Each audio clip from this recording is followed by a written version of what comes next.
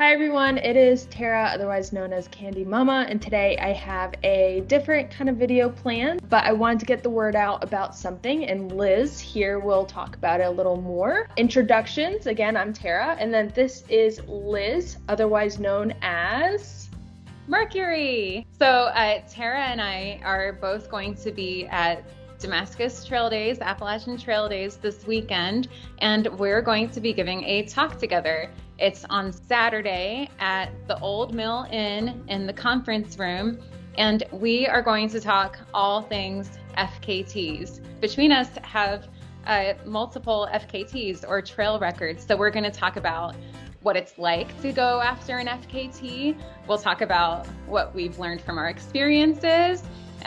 We'll talk about the controversies and criticisms that seem to inevitably come up with FKTs, and then tips on how to go for it yourself, be it an FKT or a personal record. And then we'll do a Q&A session too.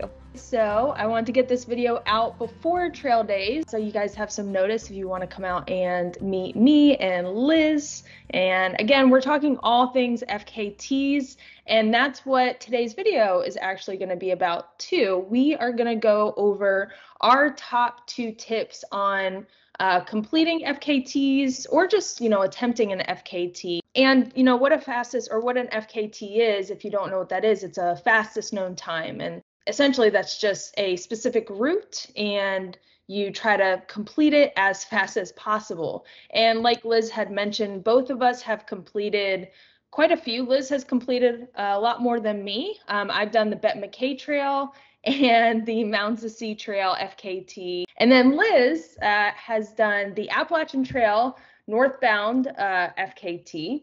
She's done the Pinhoti Trail FKT. She's done the Long Trail. I don't remember the ones out in Oregon, but you've done 2 other trails out there, right?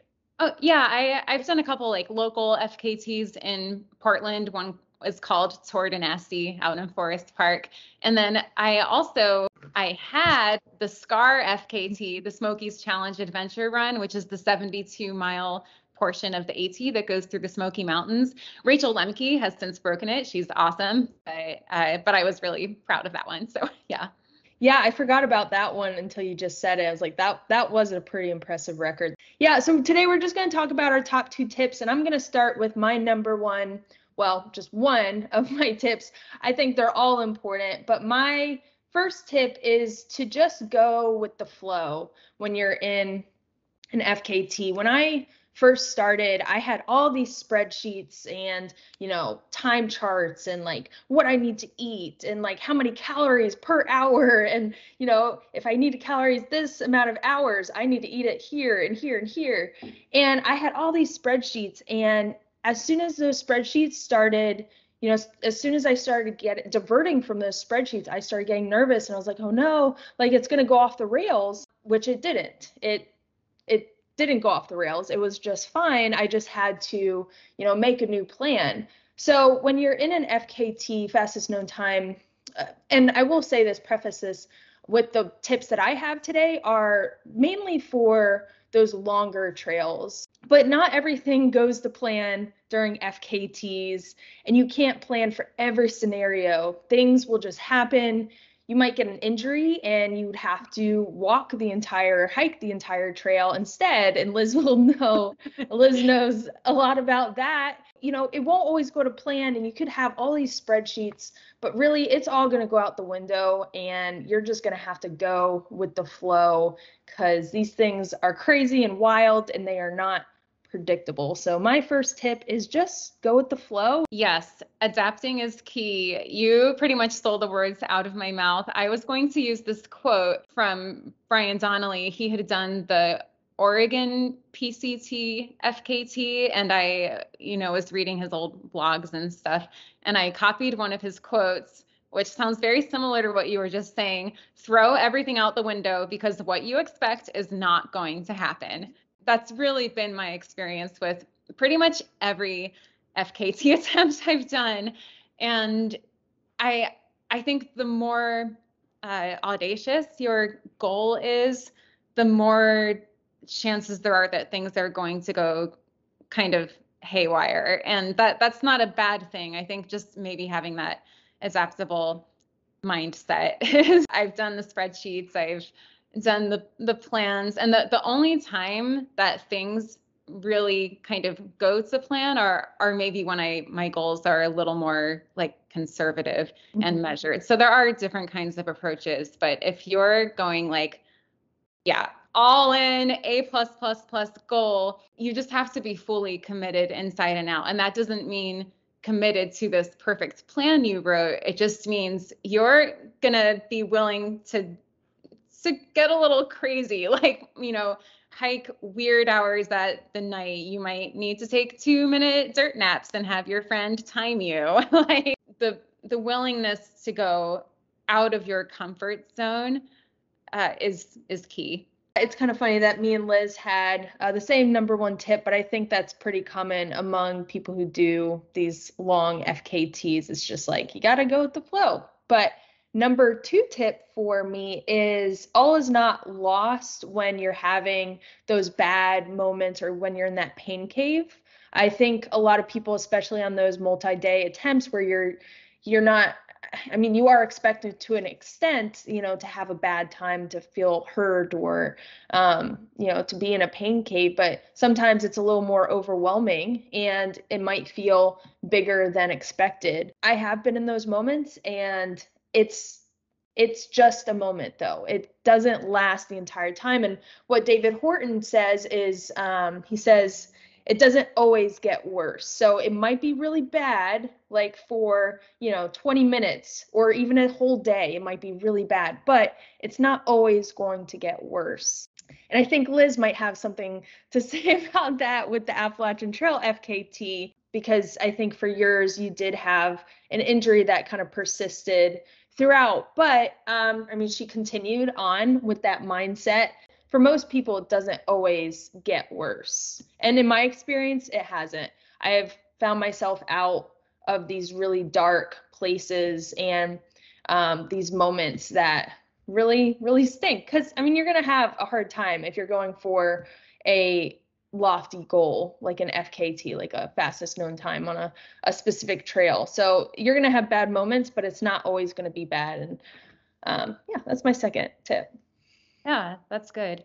Yeah, I just to go along with that. Yeah, I think it's really important to have that glimmer of hope. Like, I feel like that little bit of hope is something you really want to hold on to, or at least that's what really helps me to keep going. On the AT, everything felt so hard in the moment, but I was like, well, maybe tomorrow will be better. So like, I'll just keep going and see what happens. And not to be a downer as far as the physical pain and not every FKT has to be a sufferfest, but the AT was, it hurt, in the way that I did it. But yeah, the sad thing was that, it never actually did get better. And I'm not saying that to be discouraging, but having the hope that it might was what kept me going.